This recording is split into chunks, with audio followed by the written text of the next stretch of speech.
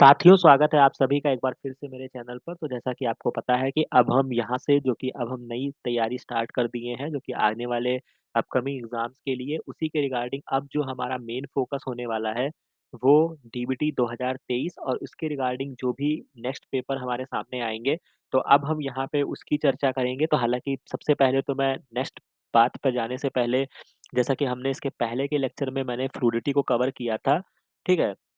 तो उसी से रिलेटेड एक क्वेश्चन है जो कि डीबीटी में पूछा गया था। ये जब आप प्रीवियस पेपर को सॉल्व करेंगे तो ये आपको मिल जाएगा।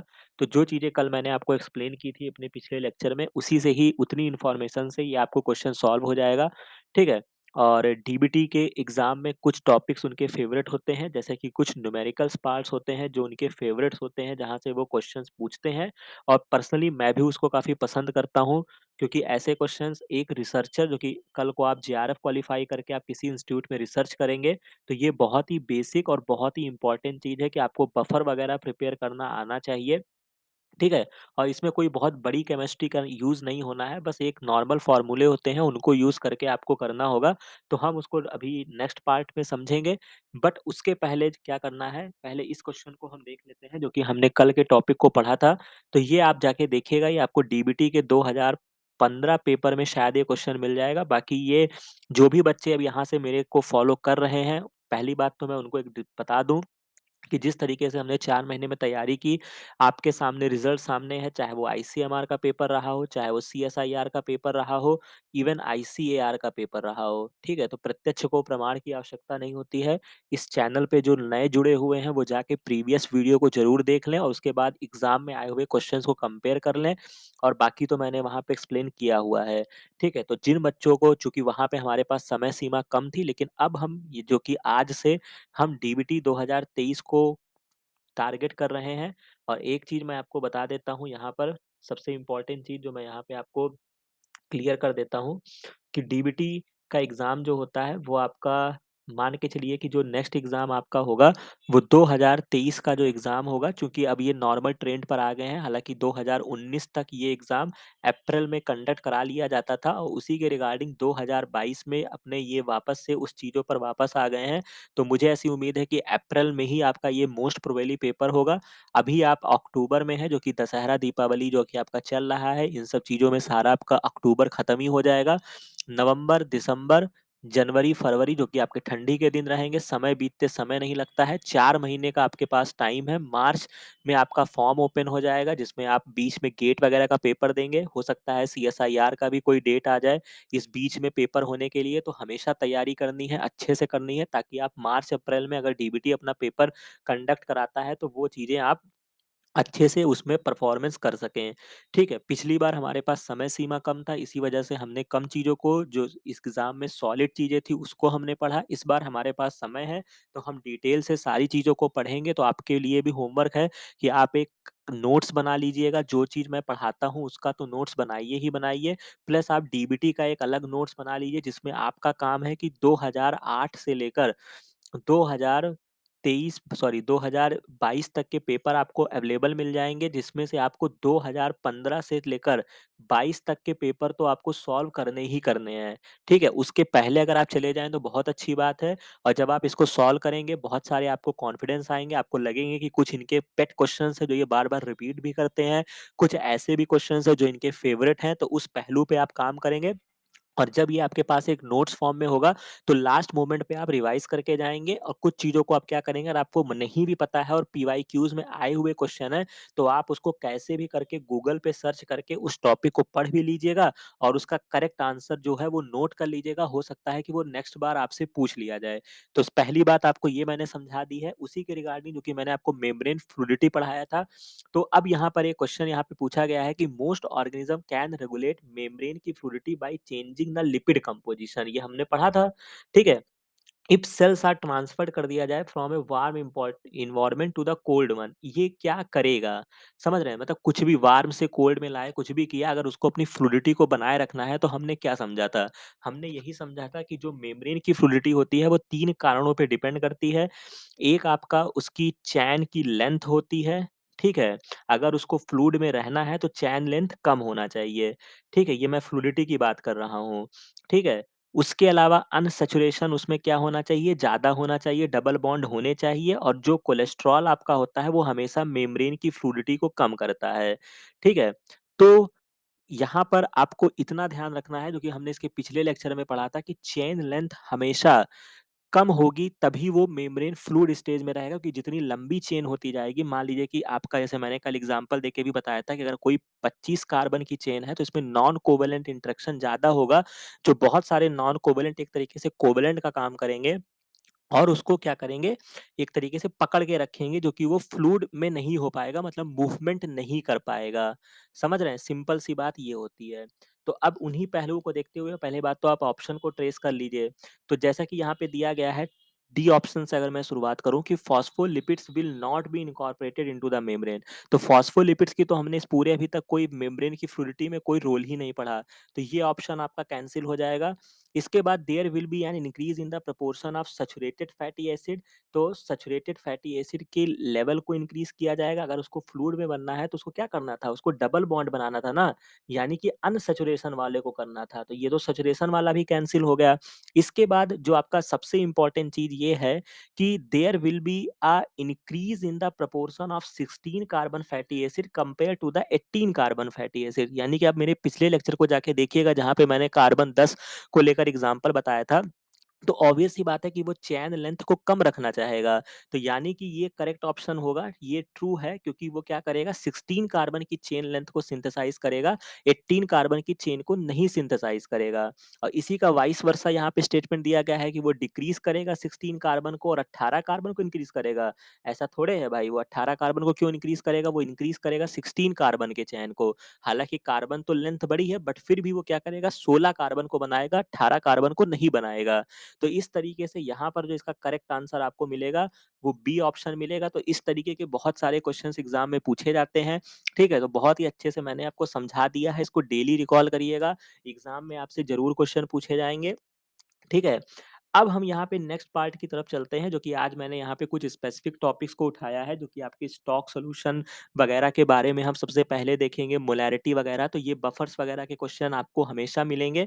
तो सबसे पहले हम कुछ बेसिक क्वेश्चंस की तरफ चलते हैं, जैसे कि ये जो क्वेश्चन मैंने लगाया है ये डीबीटी 2020 का क्वेश्चन है और मैं आपको लिटरली बता रहा हूँ कि अगर आपको ये चीजें आती हैं तो बहुत अच्छी बात है। अगर आप इन चीजों से बच रहे हैं तो चाहे आप हँस के इस क्वेश्चन को सॉल्व करना सीख लीजिए, चाहे रो के सीख लीजिए, या तो फिर अगर आप कभी आप मैं बहुत ही फ्रैंकली बोल रहा हूँ, अगर आप कभी किसी रिसर्च इंस्टीट्यूट पे जाएँगे, अगर आप ऐसे क्वेश्चंस को नहीं सॉल्व कर पाएँगे क्योंकि वहाँ पर जब इंटरव्यू पैनल में बैठेंगे, तो हो सकता है कि आपको पेन पेंसिल पकड़ा के कह दिया जाए कि आप ये बफर सॉल्यूशन बनाने का आप बता दीजिए, ठीक है? क्योंकि उनको पता है कि आपने सीएसआईआर, डीबीटी क्रैक करके आए हैं, तो आप बायोलॉजी समझ गए हैं। लेकिन क्या आप वहाँ पे बफर वगैरह बना पाएँगे, नहीं बना पाएँगे, तो वो चीज़ें चलती हैं, तो इस वजह से इस चीज़ों पे आप कमांड करना शुरू कर दीजिए और ये मुझे डीबीटी की बहुत अच्छा लगता है कि वो डीबीटी इस तरीके के क्वेश्चंस को ज़रूर पूछता है एग्ज़ाम में। राइट? तो यहाँ पे जो सबसे पहला इंपॉर्टेंट चीज़ जो आपको समझना है, वो ये समझना है कि मोलैरिटी क्या होती है? तो ये मैंने लगाया हुआ है, मोलैरिटी जो होती है डिफाइन किया जाता है number of moles of A solute dissolved in the 1 litre of the solution. मतलब जो आपके मोल होते हैं, नंबर ऑफ कितने मोल्स जो सोल्यूट के हैं, वो सॉल्यूशन में डिसॉल्व हैं। कहने का मतलब है जब आपने पढ़ा होगा सोल्यूट प्लस सॉल्वेंट, ये 2 चीज़ें तो होती हैं, जिससे क्या बनता है सॉल्यूशन बनता है। तो सोल्यूट के कितने मॉलिक्यूल आपने डिसॉल्व किए हैं, तो उसको हम जब कभी भी केमिस्ट्री के टर्म्स में जाते हैं तो उसको हम मोल्स के फॉर्म में बोलते हैं। तो कितने उसको डिसॉल्व किया गया है in the 1 litre of the solution में, इसको हम मोलैरिटी बोलते हैं। ये आपका फॉर्मूला बनता है, ये मोस्ट इम्पोर्टेंट है, इसको लर्न कर लीजिएगा। इसके बाद अब मोल्स निकालने का जो फ़ॉर्मूला होता है, मोल जो होते हैं वो आपका क्या होता है, अगर आपको कोई कंपाउंड का मोल बताना है तो आपको उसका वेट पता होना चाहिए और मॉलिक्यूलर वेट पता होना चाहिए, ठीक है? तो ये जो फ़ॉर्मूला होता है जब आप इसको यहाँ पे पुट करेंगे तो ये वेट बाई मोलर मास बन जाएगा और into volume of the solution in the litre. तो इसकी जो यूनिट बनती है वो मोल पर लीटर बनती है। और इसके अलावा ये एक इंटरेस्टिंग पॉइंट है जो मैंने इसमें लगा दिया है, इसको याद रख लीजिएगा, हो सकता है कभी आपका सामना हो जाए। तो बेसिकली होता क्या है, मोलैरिटी जो सॉल्यूशन होती है वो टेम्परेचर पे डिपेंड करती है क्योंकि जो वॉल्यूम ऑफ द सॉल्यूशन जो होता है वो टेम्परेचर पे डिपेंड करता है। कहने का मतलब है कि जो वॉल्यूम होती है वो टेम्परेचर से डिपेंडेंट, मतलब ये आपका यूनिट होती है, तो इसी वजह से ये जो होती है ये टेम्परेचर पे डिपेंड करती है मोलैरिटी। तो खैर ये एक बात है, याद रख लीजिएगा। बाकी अब इस क्वेश्चंस को आप कैसे सॉल्व करेंगे, तो इन्होंने आपसे पूछा, मतलब बहुत ही सिंपल क्वेश्चन है, और मैं आपको बता दूं कि डीबीटी का जो क्वेश्चन होते हैं उसके एक क्वेश्चन पे आपको 3 नंबर मिलते हैं। ठीक है, गलत क्वेश्चन पे आपका -1 निगेटिव हो जाता है। तो 3 नंबर कितनी आसानी से आप ले सकते हैं, मतलब आप बेसिक जो आज आपने इंटर बीएससी में जो भी आपने केमिस्ट्री पढ़ा था, बस उसका बेसिक लगाना है, कुछ भी नहीं करना है। तो सबसे पहले आपको सोडियम हाइड्रोक्साइड दिया गया है। तो कुछ चीजें क्या है कि चीज़ों को भाई अब इतने भी लेवल पे आपको आसानी से नहीं दी जाएँगी। तो सबसे पहली बात है कि जो कुछ कॉमन केमिकल्स होते हैं, उनके फ़ॉर्मूला आपको पता होना चाहिए। तो सोडियम हाइड्रॉक्साइड, सोडियम को Na से डिनोट करते हैं। हाइड्रोक्साइड का मतलब OH। तो सोडियम हाइड्रोक्साइड में इसका आपका फ़ॉर्मूला आपको पता होना चाहिए। मॉलिक्यूलर वेट आपको पता होना चाहिए। तो मॉलिक्यूलर वेट निकालने का फ़ॉर्मूला होता है, के लिए क्या करते हैं, उसके सभी मॉलिक्यूलर वेट को जोड़ देंगे। तो सोडियम का जो एटॉमिक नंबर होता है, वो आपका क्या होता है, 11 होता है। तो उसका जस्ट एप्रॉक्स जो डबल होता है, वही उसका मॉलिक्यूलर वेट होता है। तो यानी कि ये 23 हो जाएगा। ऑक्सीजन का 8 होता है, इसका जस्ट डबल 16 हो जाएगा, और हाइड्रोजन का 1 होता है, ये 10 डबल 2 हो जाएगा। तो जब आप इसको जोड़ेंगे तो 23 + 16 + 2, तो जब आप इसको जोड़ेंगे तो ये आपका आ जाएगा, कितना आ जाएगा, सॉरी, ये हाइड्रोजन का 1 होता है।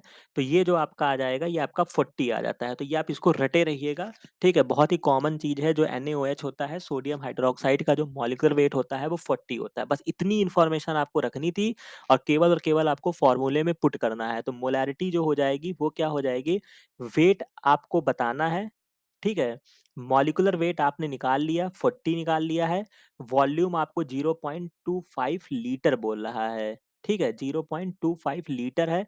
और मोलैरिटी जो आपको बताई गई है, यहाँ पे मतलब ये 3 बोला गया है, 3 मोलर आपको है। तो अब आप इसको कैसे कैलकुलेट करेंगे, तो यहाँ पे इसको कैलकुलेट करने के लिए आपको क्या करना है, आप ऐसे भी कर सकते हैं कि ये आपको लीटर में दिया गया है, तो आप इसको चाहें तो आप सीधा इसको 1000 से इसको आप डिवाइड भी कर सकते हैं इस तरीके से। ठीक है, अगर नहीं करना चाहते हैं तो अभी कुछ मत करिए, आप इसको सीधा कैलकुलेट कर लीजिए। तो अभी मैं इसको थोड़ा सा और साफ करके लिख देता हूँ, क्योंकि अभी आपको थोड़ा सा यहाँ पे ज़्यादा चीज़ें हो गई हैं। तो अब इसको यहाँ से अब आप ध्यान से समझिएगा, कैसे कैलकुलेट करेंगे। तो मोलैरिटी का जो फ़ॉर्मूला होता है, weight by molecular weight into volume in litre. ठीक है? तो मोलैरिटी आपको 3 दे दिया गया है, वेट आपको निकालना है, मॉलिक्यूलर वेट हमने 40 कैलकुलेट कर लिया है, और वॉल्यूम जो है वो 0.25 लीटर है। ठीक है? ये आपको दिया गया है। तो अब आपको कुछ नहीं करना है, जब आपको सीधा मल्टीप्लाई ही तो कर देंगे, तो वेट क्या हो जाएगा, 40 इंटू 0.25 इंटू 3। तो यानी कि 40 को 3 से मल्टीप्लाई कर दीजिए, 120 हो जाएगा, एंड 0.25 हो जाएगा। 0.25 को सॉल्व करने के लिए अगर आप इसके दशमलव को हटाएंगे तो ये आपका 100 बन जाएगा। 25 से इसको डिवाइड करेंगे, ये 4 हो जाएगा। 25 को 4 टाइम्स 100 होता है, और इसको 4 से डिवाइड करेंगे, ये 30 हो जाएगा। तो यानी कि ये 30 आपको इस ऑप्शन में यहाँ पे देखने को मिल रहा है, तो ये आपका 30 ग्राम आ जाएगा आंसर। समझ रहे हैं? तो इस तरीके से 3 नंबर आपके हाथ में आ जाएगा। तो अभी से ही मैं क्यों बता रहा हूँ, ये 5 महीना पहले से ही मुझे पता है कि अगर आपको ये चीज़ें नहीं आती हैं तो आपको समझने में प्रॉब्लम होगी। इसी वजह से मैं अभी से ही इन क्वेश्चंस को आपको दिखा रहा हूँ कि आपको ऐसे क्वेश्चंस को सॉल्व करने हैं और प्रैक्टिस में लाना है, ताकि आप ऐसे क्वेश्चंस को सॉल्व करिए और आराम से नंबर को गेन करिए। ठीक है? तो यहाँ पे 30 ग्राम आपको आंसर मिल जाएगा, और 3 नंबर आप अपने जेब में लेके चले जाएँगे। फिर इसी तरीके से क्या होता है कि कुछ क्वेश्चंस आपको दिए जाते हैं जो कि आपके स्टॉक से रिलेटेड क्वेश्चंस होते हैं, और इसी तरीके से मोरालिटी का एक क्वेश्चन यहाँ पे और देख लीजिए। ये क्या है कि ये, हालांकि मैं, ये बहुत पुराना क्वेश्चन है जो कि आपसे एग्जाम्स में पूछे जाते हैं। हालांकि ये थोड़ा केमिस्ट्री में जाएंगे, तो जब आप पढ़ते हैं तो वहाँ पे एक मोलारिटी का तो मैंने आपको बता दिया कि उस तरीके से भी आप निकाल सकते हैं। और दूसरा क्या होता है, मोलारिटी निकालने के, अगर परसेंटेज के फॉर्म में दिया हो, तो परसेंटेज इसका एक फ़ॉर्मूला होता है, समझ लीजिए। ये एक सिंपल सा ये एक फ़ॉर्मूला है, इसको रट लीजिएगा। 10 dx बाई मॉलिक्यूलर वेट होता है। तो percentage by weight into 10 into density, D जो होता है डेंसिटी होता है। मतलब कुछ कभी-कभी क्या करते हैं कि जब क्वेश्चंस को बहुत कॉम्प्लेक्स करना होता है, तो ऐसे भारी भरकम वर्ड को इस्तेमाल करेंगे कि बच्चे कंफ्यूज हो जाएँ। तो एक ये केमिस्ट्री का सिंपल सा फ़ॉर्मूला चलता है, तो आज से इसको जान लीजिए। अगर ये दोबारा रिपीट होता है तो ऐसे क्वेश्चंस को आप सॉल्व कर सकेंगे। ये आपका डीबीटी का क्वेश्चन है, ये भी आपको मिल जाएगा प्रीवियस ईयर में, जब आप जाएँगे 2017 या 18 में ये क्वेश्चन पूछा गया है। ठीक है? तो इसका सिंपल सा फ़ॉर्मूला क्या है, जैसे ये कह रहे हैं कि कोई आपका 29% H2SO4 का सॉल्यूशन है जिसकी मोलैरिटी आपको दी गई है, डेंसिटी आपको बतानी है, मॉलिक्यूलर वेट H2SO4 का जो होता है वो 98 होता है, ठीक है? तो अब ये सब चीज़ें लर्न कर लीजिएगा, ठीक है? H2SO4 का जैसे मैंने बताया है कैलकुलेट करने का, वैसे कैलकुलेट करोगे तो ये 98 आ जाएगा। अब आपको क्या करना है, मोलैरिटी आपको दी गई है 3.60 दी गई है, परसेंटेज बाय वेट आपको 29% दिया गया है, 10 ये आता है, ये फ़ॉर्मूला है, ठीक है? अब इसके डेरिवेशन पे आप मत जाइए, बस इस फ़ॉर्मूले को रट लीजिए। डेंसिटी आपको बतानी है, मॉलिक्यूलर वेट जो है वो आपको 98 दिया गया है। तो कैसे कैलकुलेट करेंगे आप? तो कैसे कैलकुलेट करेंगे? 3.60 इंटू 98, 29 को 10 से गुणा करोगे तो ये 290 हो जाएगा और ये बन जाएगा डेंसिटी। तो इसको जब आप सॉल्व करेंगे, थोड़ा-सा माथापच्ची होगा, ठीक है? तो ये आपका 1.22 आ जाएगा। तो इसको याद रखिएगा, नेक्स्ट टाइम जो रहेगा, वो ऐसे क्वेश्चन्स अगर आपसे एग्ज़ाम में पूछे जाते हैं या कभी इंटरव्यू में भी किसी ने कॉम्प्लेक्स करके पूछा, तो सिंपल सा फ़ॉर्मूला आपको लगाना है 10 DX by molecular weight. Right? तो हो सकता है कि कोई एक चीज़ दिया हो सकता है नेक्स्ट टाइम आपसे ग्राम मॉलिक्यूलर वेट आपसे पूछ ले, हो सकता है परसेंटेज आपसे पूछ ले, तो निकाल लोगे ना? बिल्कुल निकाल लोगे। इसमें तो कोई संदेह नहीं होना चाहिए, ठीक है? तो ये 2 क्वेश्चन्स मैंने आपको बताया, इसी तरीके से आपका बफर से रिलेटेड ये बहुत ही फ़ेवरेट क्वेश्चन है, मैं इसको मोस्ट इम्पोर्टेंट में लिख रहा हूँ और ये आपका 2019 का क्वेश्चन है, मैं भी आपको दिखाऊँगा कि ये हर साल डीबीटी का पेपर मतलब बनता ही नहीं है इस क्वेश्चन के बिना, समझ रहे हैं? तो इसको ज़रूर तैयार करके जाइएगा, बस अनटिल एंड अनलेस अगर आपकी किस्मत ना खराब हो, तो ऐसा हो ही नहीं सकता है कि डीबीटी ये क्वेश्चन ना पूछे आपसे। ठीक है? तो इसमें क्या करना होता है, तो सिंपल सा एक मोलैरिटी या नॉर्मेलिटी का फ़ॉर्मूला होता है जब आप डाइल्यूशन करते हैं, तो आपने पढ़ा होगा N1V1 is equal to N2V2। तो जब नॉर्मेलिटी के टर्म में दिया रहेगा तब हम इसको यूज़ करेंगे, जब मोलैरिटी दिया रहेगा तो हम क्या यूज़ करेंगे, M1V1 is equal to M2V2 use करेंगे। समझ रहे हैं बात को? अब आपको करना क्या है, तो जैसे कि यहाँ पे मोलैरिटी के टर्म में दिया गया है, कह रहा है कि टीएई बफर है, कुछ भी बफर है, उससे मतलब नहीं है आपको। 200 मिलीमोल ट्रिस है और 50 मिलीमोल ईडीटीए है। गिवन द स्टॉक सॉल्यूशन जो दिया गया है, बस आपको इतना ध्यान रखना है कि स्टॉक सॉल्यूशन क्या है। तो स्टॉक सॉल्यूशन आपका ये है, 0.5 मोलर का स्टॉक सॉल्यूशन है और इतना याद रखिएगा, मोस्टली ज़्यादा मोलैरिटी वाले जो होते हैं वो आपके स्टॉक ही होते हैं। ठीक है? तो इतने स्टॉक सॉल्यूशन है, volume of stock solution required to make 1 litre of the buffer solution respectively. इनका कहने का मतलब ये है कि हम स्टॉक सॉल्यूशन के कितने वॉल्यूम को उठाएँ जिससे 50 मिलीमोल ईडीटीए बन जाए 1 litre of the buffer solution के लिए। सिंपल सी बात है। तो कहने का मतलब है M1V1 is equal to M2V2। तो हम सबसे पहले इसको देख लेते हैं। कह रहा है कि 50 मिलीमोल ईडीटीए, ठीक है? और या अगर हम स्टॉक की तरफ चले जाएँ, तो स्टॉक जो आपको दिया गया है वो 0.5 मोलर दिया गया है। तो हमेशा एक चीज़ याद रखिएगा कि इन सब चीज़ों में जो आपके यूनिट्स होने चाहिए वो एक मतलब होने चाहिए। मतलब अगर आप किसी भी फ़ॉर्मूला में रखते हैं, अगर आप मोल रख रहे हैं तो मोल ही दोनों तरफ होना चाहिए। अगर आप मिलीमोल रख रहे हैं तो दोनों तरफ मिलीमोल होना चाहिए। समझ रहे हैं? तो जैसे कि उन्होंने स्टॉक को उन्होंने मोल में दिया है तो हम क्या करेंगे, 0.5, यही तो दिया गया है, 0.5 ईडीटीए आपको दिया गया है, तो 0.5 मोल हो गया। अब इसका कितना वॉल्यूम हम उठाएँ कि क्या बन जाए, 50 मिलीमोल बोल रहे हैं, तो मिली को जब हम मोल में बनाते हैं तो 10 की पावर -3 से मल्टीप्लाई कर दीजिए। ये बस इतना, ये पर्टिकुलर चीज़ को याद रखिएगा, ये अब ये फ़ॉर्मूला हमेशा चलेगा, ठीक है? तो आपको मल्टीप्लाई करना है 10 की पावर -3 से और वॉल्यूम कितना हो जाए, ठीक है? तो टोटल वॉल्यूम जो होना है वो आपका 1 लीटर होना है। ठीक है? तो अब आप कैसे कैलकुलेट करिएगा? तो कैलकुलेट करने के लिए वीक अगर आपको निकालना है, तो क्या हो जाएगा, 50 इंटू 10 की पावर -3 और ये हो जाएगा आपका 0.5। तो अगर आप यहाँ से पॉइंट को हटा देंगे, तो यहाँ पे 1 ज़ीरो और बढ़ जाएगा। ये सब बेसिक है, मुझे पता है आपको पता होगा। तो ये आ जाएगा 100 आ जाएगा और 100 इंटू 100 को आप 10 की पावर 2 लिख सकते हैं और 10 की पावर -3 यानी कि ये 10 की पावर -1 हो गया। यही तो हुआ, +2 -1 -3 करेंगे तो -1, इसको आप 1/10 लिख सकते हैं, यानी कि 0.1, ठीक है? लेकिन ये जो वैल्यू आई है आपकी, चूँकि हमने मिलीमोल को सब मोल में कर लिया, तो जो आपका वॉल्यूम आया है, ये आपका लीटर में आया है दोस्त, ठीक है? तो अब आपको कैसे ट्रेस करना है, तो ये 0.1 लीटर है, तो इतना तो जानते हो ना कि 1 लीटर जो होता है, उसमें 1000 एमएल होते हैं, इतना तो आपको पता ही है। तो अगर 1000 एमएल में 1 लीटर होता है, तो हमें कितना निकालना है, 0.1, सॉरी इस तरीके से कर लीजिए, ये उल्टा मैंने लिख दिया, मतलब 1 लीटर में 1000 एमएल है, तो 0.1 लीटर में कितना हो जाएगा? 1000 को 0.1 से मल्टीप्लाई कर दीजिए, तो ये आपका 100 एमएल आ जाएगा।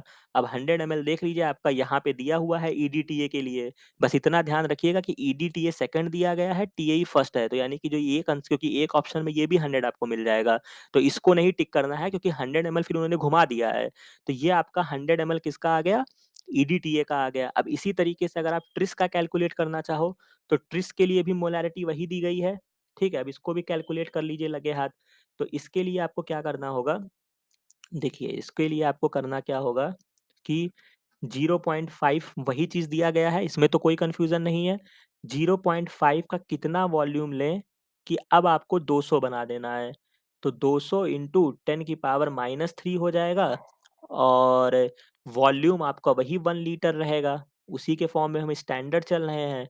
तो जब आप इसके वॉल्यूम के फॉर्म में आएँगे, तो 200 इंटू 10 की पावर -3, 0.5 पॉइंट को हटा दीजिए, ये 3 ज़ीरो हो गया। ये तीनों ज़ीरो इससे कट जाएँगे, तो ये क्या आ जाएगा? 2 आ जाएगा, ठीक है? 200 मिलीमोल हो जाएगा। ये आपका 2 लीटर हो जाएगा।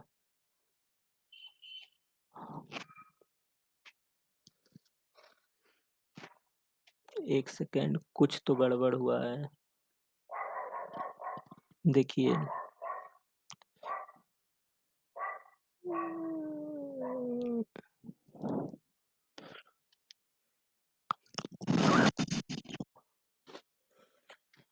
0.5 मोलर ईडीटीए, 0.5 का कितना उठाएँ कि आपका क्या बन जाए? 200 इंटू 10 की पावर -3 इंटू 1 लीटर, तो वॉल्यूम करेंगे 200 डिवाइडेड 0.5, इसको हटा दीजिए, इंटू 10 की पावर -3, ये इससे कट जाएगा, 2/5, सॉरी 0.4, सॉरी सॉरी सॉरी, यहाँ पे जब ये 2 लीटर आया ना, तो मैंने यहाँ पे भी 5 नहीं देखा था, तो ये तो अभी बचा हुआ है ना, तो 2/5 करेंगे तो ये आ जाएगा 0.4 लीटर, तो 0.4 लीटर का मतलब 400 एमएल। समझ में आया बच्चों? तो ये इस तरीके से ये ऑप्शन हो जाएगा। तो इस तरीके से आप इस क्वेश्चन को सॉल्व करेंगे, बहुत ही बेसिक है, N1 V1 से आपको सॉल्व करना है। थोड़ी-सी इसमें दिक्कत होती है, मैं ये मानता हूँ, जैसे मैं ही भी सॉल्व कर रहा था, तो कन्फ्यूज़न्स आती है, बट इस पे कमांड बनाना है। इसी वजह से मैं आपको 4-6 महीने पहले ही इस क्वेश्चंस के बारे में बता रहा हूँ कि आप इसको ट्राई करिए और कैसे आपको क्वेश्चन सॉल्व करने हैं, ठीक है? तो इस तरीके से आपको मैंने कॉन्सेप्ट दे दिया है, ऐसे क्वेश्चंस को आपको सॉल्व करने होंगे, राइट? अब यहाँ पे कुछ और क्वेश्चंस को हम देख लेते हैं।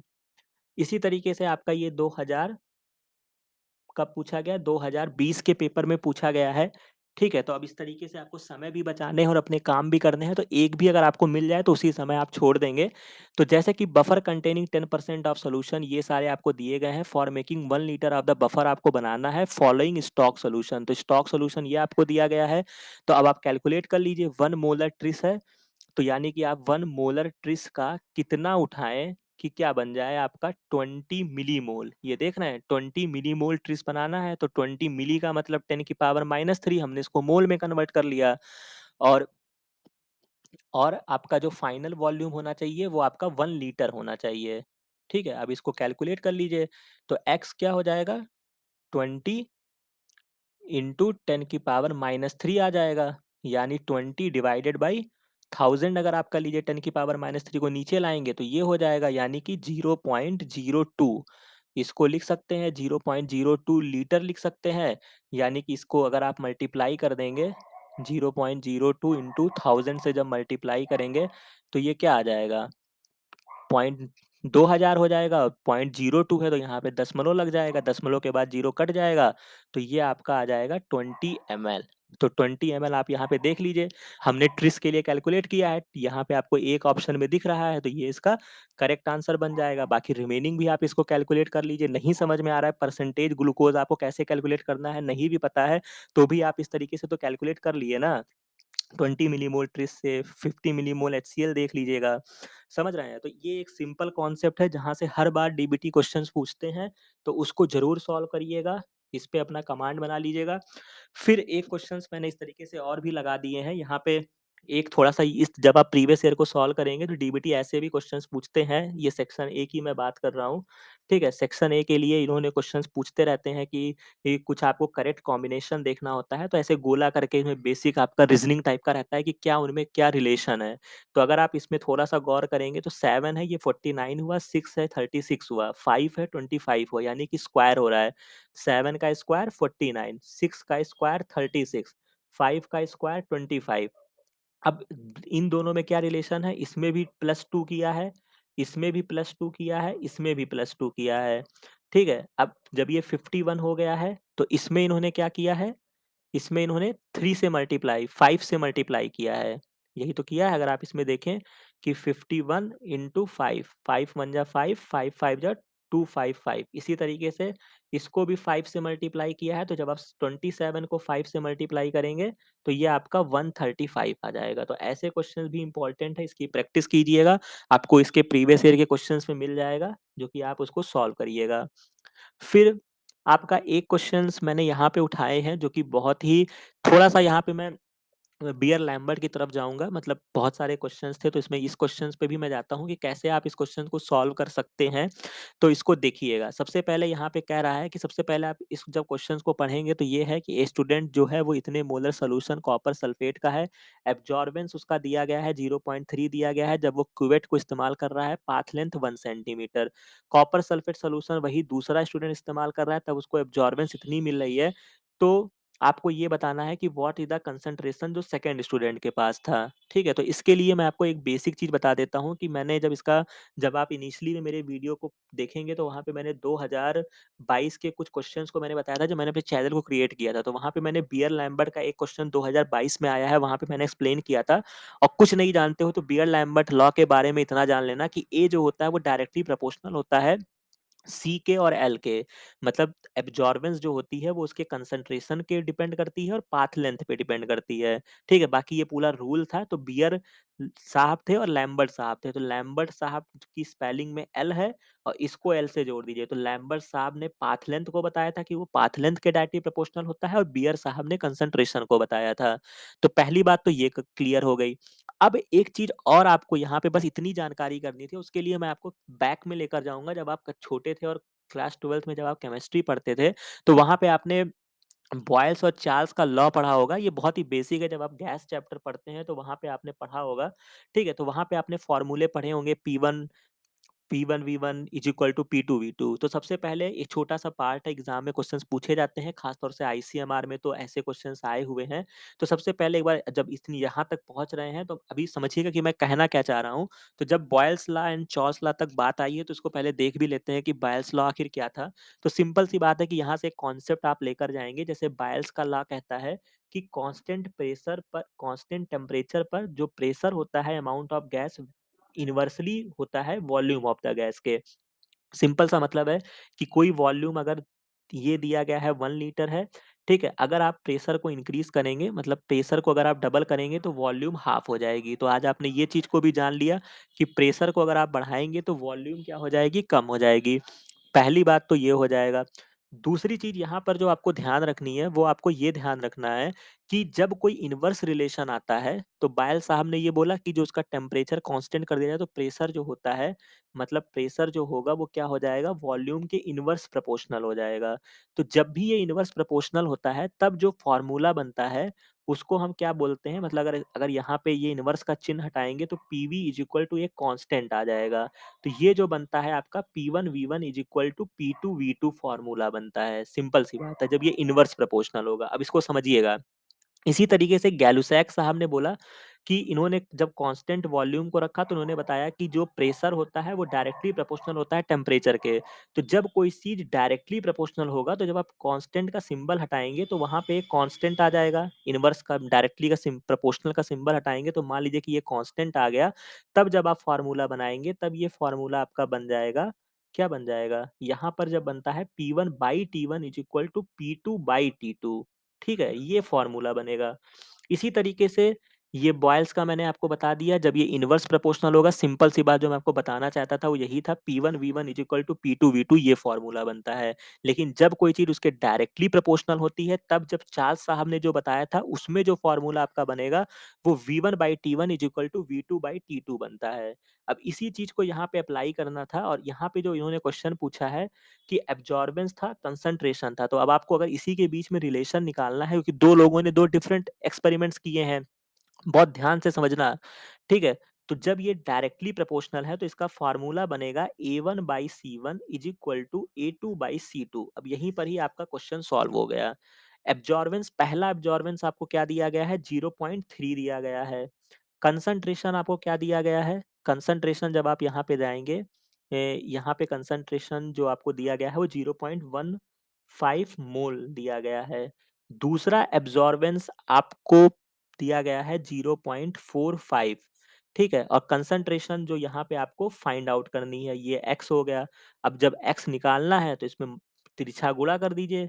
तो जब तिरछा गुणा करेंगे तो क्या हो जाएगा 0.15 इंटू 0.45 डिवाइड कर दीजिए इसको 0.3 से। तो जब इस वैल्यू को आप सॉल्व करेंगे तो ये आपका आ जाएगा 0.225, ठीक है? तो ये आपका आंसर बनेगा। ठीक है, समझ में आ रही है? तो कहने का मतलब है कि जो हम बॉयल्स एंड चार्ल्स की तरफ गए, वो हम क्यों गए आपको बताने के लिए गए ताकि आपका वो भी तैयार हो जाए, याद आ जाए आप और कैसे हम ये फ़ॉर्मूला को लगाते हैं ताकि कल को कोई भी चीज़ अगर डायरेक्टली प्रोपोर्शनल है, इनवर्सली प्रोपोर्शनल है और आपको अगर उसमें फ़ॉर्मूला बनाना है तो आप उसको बना सकें, ठीक है? तो ये सिंपल सा फ़ॉर्मूला था, बाकी बॉयल्स एंड एब्ज़ॉर्बेंस से बियर-लैम्बर्ट लॉ ज़रूर पढ़ लीजिएगा, आने वाले टाइम में मैं भी आपको पढ़ा दूँगा।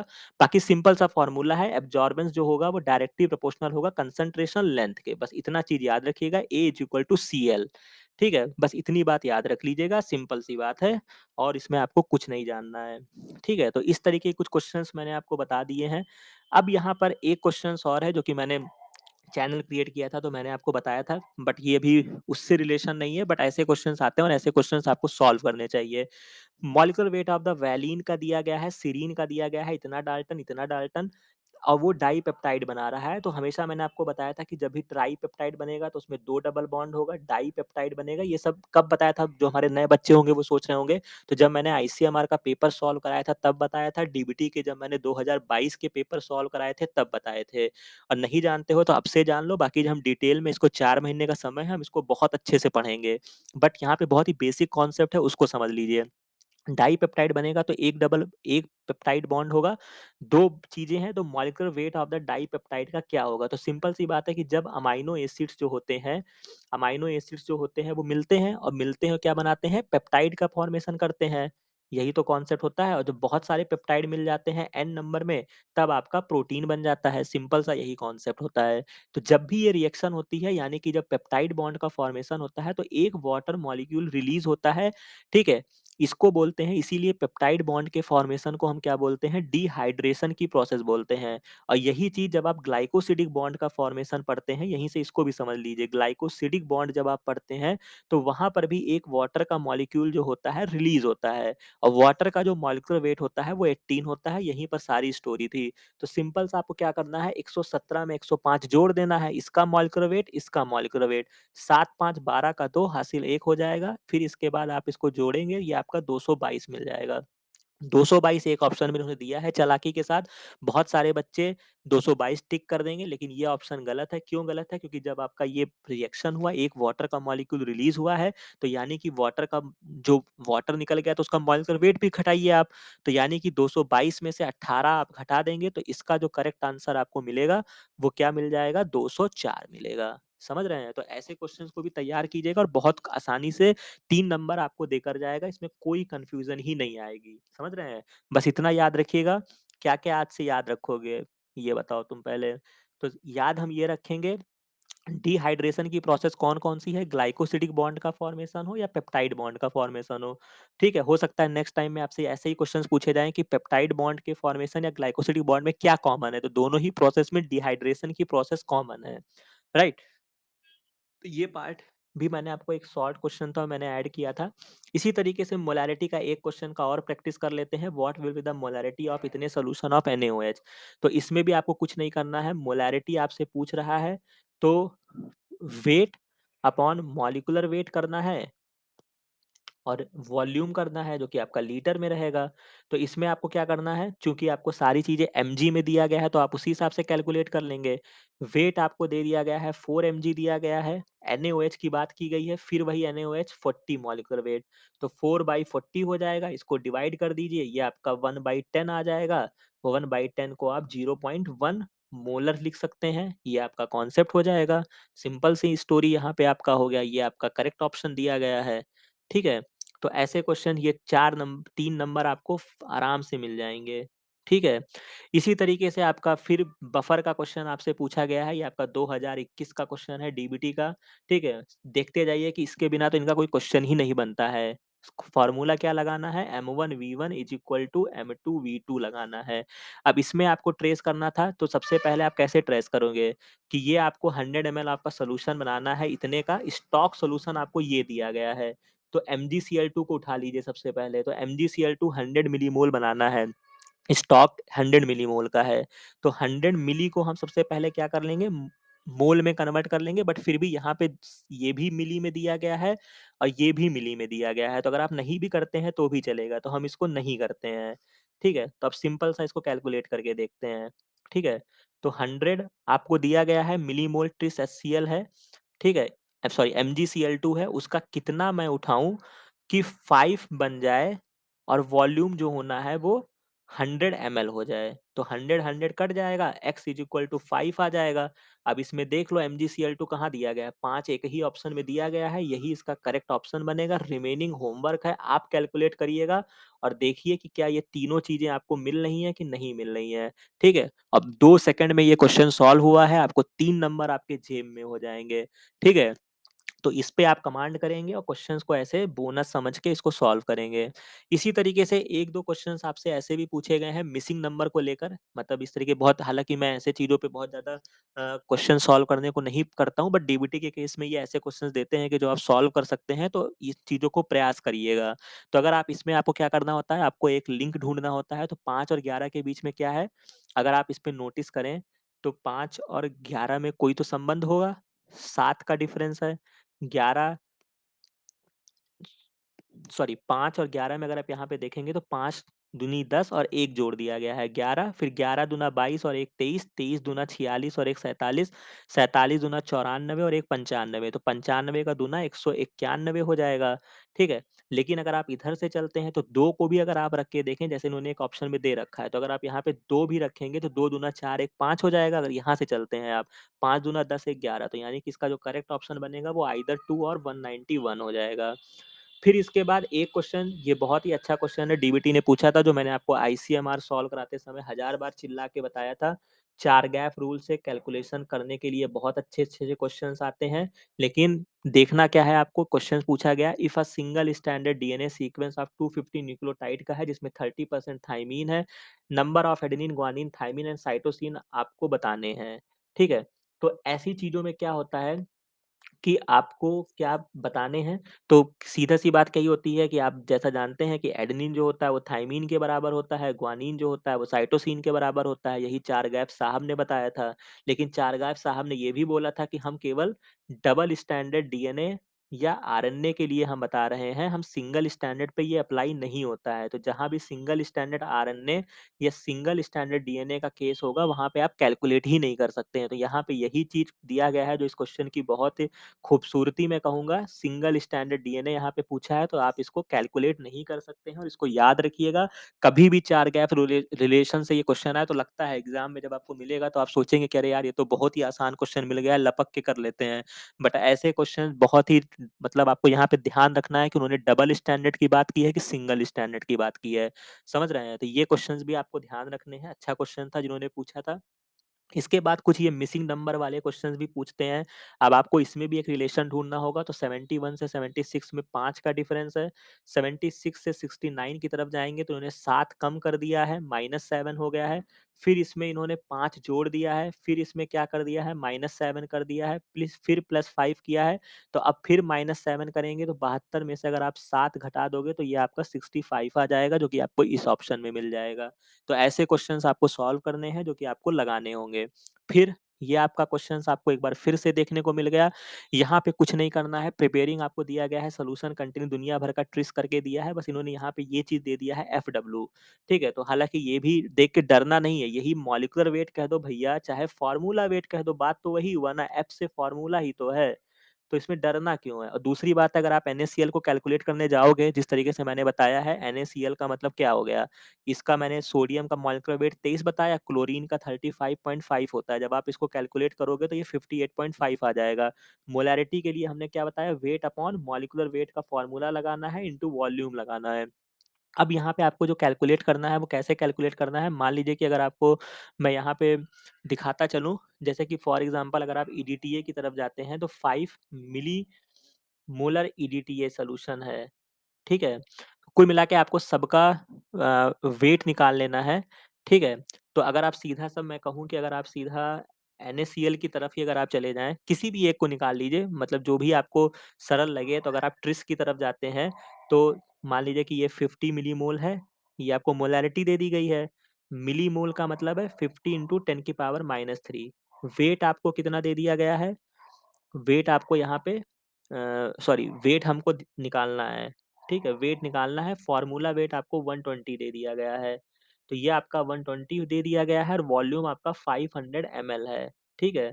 तो अब आप इसको कैलकुलेट कर लीजिए कि कैसे कैलकुलेट करेंगे आप। तो इसको कैलकुलेट करने के लिए आपको क्या करना होगा, तो 500 है तो इसको आप 1000 से डिवाइड करेंगे, चूँकि ये सारी चीज़ें तो हम एक स्टैंडर्ड में जाएँगे ना, इसको हमने मिली से मोल में बना लिया। ये भी आपका डाल्टन के फॉर्म में दिया गया है, लेकिन ये आपको एमएल में दिया गया है, तो एमएल से जब आप लीटर में जाएँगे तो 1000 से डिवाइड करेंगे, तो 500 को 1000 से डिवाइड करेंगे तो ये ऊपर चला जाएगा, यानी कि 500 का 2 हो जाएगा, 2 से ये 60 हो जाएगा। अब वेट निकालने के लिए क्या करेंगे, 60 इंटू 50 इंटू 10 की पावर -3, तो 6 5 जा 30 हो जाएगा। 2 ज़ीरो आगे लगा दीजिए, इंटू 10 की पावर -3 का मतलब 1000। तो ये 3 ज़ीरो आपके ऐसे कट जाएँगे, 3 ग्राम आ जाएगा। ठीक है? अब ये देख लीजिए, आपको एक ऑप्शन में देखने को मिलेगा। ठीक है? तो ये आपका हो गया ऑप्शन, ठीक है? तो इस तरीके से आप कैलकुलेट करेंगे और 1 भी मिल जाएगा तो भी आपका हो जाएगा काम, ठीक है? तो ऐसे क्वेश्चंस पे आपको कमांड बनाना है। इसी तरीके से आपसे पूछा गया what is the molarity of, ये आपका 2022 का क्वेश्चन है, ठीक है? आराम से आपको क्वेश्चन दे, मतलब ऐसे क्वेश्चन पे कमांड करो यार, क्या फ़ायदा फर्जी में 3-5 करोगे? इन चीज़ों में कमांड कर लिए तो आराम से हर जगह तुम्हारा यूनिवर्सल रहेगा। मोलैरिटी आपसे पूछ रहा है, डिसॉल्व करना है तो क्या करोगे बताओ? वेट आपको दिया है, मोलैरिटी निकालना है, वेट दे दिया गया है, मॉलिक्यूलर वेट 75 दे दिया गया है, वॉल्यूम लीटर में 1 लीटर दिया है, कुछ करना ही नहीं है। 25 3 जा 25 4 जा 4/3 आपका 1.33 हो गया। ये इसका करेक्ट आंसर हो गया, 3 नंबर आपके जेब में आ गया। इसके बाद इस तरीके से ये क्वेश्चन है, ये आप इसको देख लीजिएगा, ठीक है? ये आपका होमवर्क है, जो बच्चे इस चैनल को लिटरली फॉलो कर रहे हैं, उनके लिए ये क्वेश्चन जो है वो होमवर्क है। इस क्वेश्चन को सॉल्व करेंगे और इसका करेक्ट आंसर अगर हो सकेगा तो कमेंट सेक्शन में बताएँगे, बाकी फिर नहीं होगा तो मैं नेक्स्ट लेक्चर में इसको कवर करूँगा, ठीक है? इसके अलावा जो कुछ लेक्चर मेरे और अवेलेबल हैं, ये डीबीटी के प्रीवियस ईयर का क्वेश्चन है, तो बहुत सारे पार्ट को मैंने बायोसिंथेटिक्स को कवर किया है, जिसमें से एग्ज़ाम में क्वेश्चन्स आपसे पूछे ही जाते हैं, उसी में से एक क्वेश्चन आपसे पूछा गया है, which one of the following reaction does not occur in the fatty acid की सिंथेसिस। तो फैटी एसिड की सिंथेसिस में जो हमारे बच्चे हैं, उन्होंने देखा है, हमने आपको आरआरआर मूवी वाला कॉन्सेप्ट बताया था और सी पहले आता है, डी बाद में आता है। तो यानी कि डी से डिहाइड्रेशन, आर से रिडक्शन, आर से रिडक्शन। तो रिडक्शन वहाँ पे होता था, डिहाइड्रेशन हमारे बच्चे जान गए। बस थोड़ा-सा इन्होंने यहाँ पे कॉम्प्लेक्स किया था कि जब वहाँ पे कंडेंसेशन की रिएक्शन हो रही थी, तो वहाँ पे CO2 रिलीज़ हो रहा था। अगर आप बहुत ध्यान से देखेंगे तो वहाँ पे आपको मिल जाएगा, और अगर आप नहीं भी देख पा रहे हो ना, तो कभी भी आप अगर जितने अच्छे से मैंने वहाँ पे आपको फैटी एसिड की सिंथेसिस पढ़ाई है, वहाँ पे फॉस्फोराइलेशन नहीं हुआ है। कहीं पर फॉस्फेट ग्रुप का अटैचमेंट नहीं हुआ है, तो ये चीज़ नहीं होती है फॉस्फोराइलेशन, ठीक है? तो इस तरीके से आपको याद रखना है, डिकार्बोक्सिलेशन याद रख लीजिएगा, ठीक है? CRDR, ठीक है? बाकी DD कर लीजिएगा आज से, डिकार्बोक्सिलेशन अगर याद करना है। बाकी वो बेसिक रिएक्शन था, बाकी अगर कुछ भी नहीं है तो जो ऑप्शन में आपको फॉस्फोराइलेशन दिया गया है वो तो होना ही नहीं है। समझ रहे हैं? तो इस तरीके से आपको कैसे आंसर टेस्ट करने हैं, कैसे इस चैनल पे कंटेंट अवेलेबल है कि जहाँ से आपको एग्ज़ाम में सीधे ही क्वेश्चंस देखने को मिलेंगे। उसी तरीके से आपका एक क्वेश्चन और है जो कि सीधा फार्मूला बेस होता है, ये आपका DBT में पूछा गया है। ठीक है? यहाँ पे पूछा गया है 2 सॉल्यूशन आपके सब्सटेंस को दिए गए हैं जो कि नॉन इलेक्ट्रोलाइट है जिनको मिक्स्ड किया गया है। ठीक है? तो मोलैरिटी आपको फाइनल सॉल्यूशन की बतानी है। तो ये केमिस्ट्री में फ़ॉर्मूला होता है, मैंने लगा दिया है, आज से याद रखिएगा। जब कोई वो मिक्स करके फाइनल सॉल्यूशन बनाते हैं, तो उसका फ़ॉर्मूला होता है M1V1 plus M2V2 is equal to M3 और सारे वॉल्यूम को ऐड कर देते हैं। तो जब आपको मोलैरिटी आपको फाइनल का निकालना है, तो ये इसके नीचे आ जाएगा, V1 प्लस V2 हो जाएगा। अब इसी चीज़ को मैंने कैलकुलेट किया है, आप इसको देख लीजिएगा। इसमें सीधा-सीधा 1.344 इसका आंसर आ जाएगा। तो इसको भी आपको तैयार करना था, तो कुल मिला के आज हमने इन सारे पहलुओं पे चर्चा कर लिया है। आपके लिए ये होमवर्क है, एक बार फिर से बोल रहा हूँ, इसको आप सॉल्व करेंगे। बाकी मोलैरिटी के कॉन्सेप्ट को तैयार करेंगे, जितने क्वेश्चंस आपको प्रीवियस पीवाईक्यूज़ में मिलते जाएँगे, उनको सॉल्व करते जाएँगे। इसी वजह से मैंने आपको 4-5 महीने का टाइम दिया है, ताकि आप इन चीज़ों पे कमांड कर लीजिए, ठीक है? बाकी क्वेश्चंस कैसे सॉल्व करने हैं, उसको मैंने बता दिया। ये सारी चीज़ें मैंने आपको बता दी है, कॉन्सेप्ट दे दिया, कुछ नॉर्मल क्वेश्चंस को सॉल्व कराए। कुछ बियर लैम्बर्ट्स के भी मैंने आपको बता दिए, तो ऐसे क्वेश्चंस पे आपको कमांड करना है जिससे आपके एग्जाम में क्वेश्चन आसानी के साथ सॉल्व हो सके। बाकी कुछ नई चीजें हमने सीखी जो कि 10 DX वाला मैंने आपको बता दिया। इसके अलावा ये आपको मैंने बता दिया कि कैसे आप 2019 में क्वेश्चंस पूछा गया था, एक भी मतलब मिल जाए तो आप उसमें आगे बढ़ जाइए। बाकी यहाँ पे आप जो था वो 2 लीटर आया था, उसके बाद 2/5 था, वो मैंने नहीं किया था, जो बाकी बाद में करने पर हो गया, तो बाकी फ़ॉर्मूला वही लगेगा, उसमें कुछ नहीं करना है, ठीक है? तो ये आपका चीज़ें हो गई, बाकी हमने स्ट्रैटेजी बता दी, बाकी हमने फ्लूइडिटी वाले क्वेश्चंस को भी बता दिया, तो आज के लिए इतनी सारी चीज़ें हैं। धीरे-धीरे करके हम सारे पार्ट्स को कवर कर लेंगे, जो भी हमारे नए बच्चे चैनल पे जुड़े हैं, उनसे मतलब वो इस चैनल को जो है शुरू के वीडियो ज़रूर देखें, ये नहीं कि हाँ, ICMR का एग्ज़ाम गुज़र गया है, तो ICMR का वीडियो नहीं देखना। वहाँ पर भी मैंने बहुत सारे पार्ट्स को बताए हुए हैं, जो घूम फिर के वही सारे क्वेश्चंस आपको एग्ज़ाम में देखने को मिलेंगे, ठीक है? तो बाकी इस तरीके से अब 2023 को टारगेट करते हुए DBT के लिए आपको बहुत अच्छे-अच्छे कंटेंट यहाँ पे मिलने वाले हैं। तो इस चैनल को लाइक करिए, सब्सक्राइब करिए, अपने दोस्तों के साथ शेयर करिए। बाकी ये एफर्ट अच्छा लगा हो, तो उसको भी कमेंट सेक्शन में ज़रूर बताइए। बाकी मिलते हैं नेक्स्ट वीडियो में नेक्स्ट इन्फॉर्मेशन के साथ। Thank you very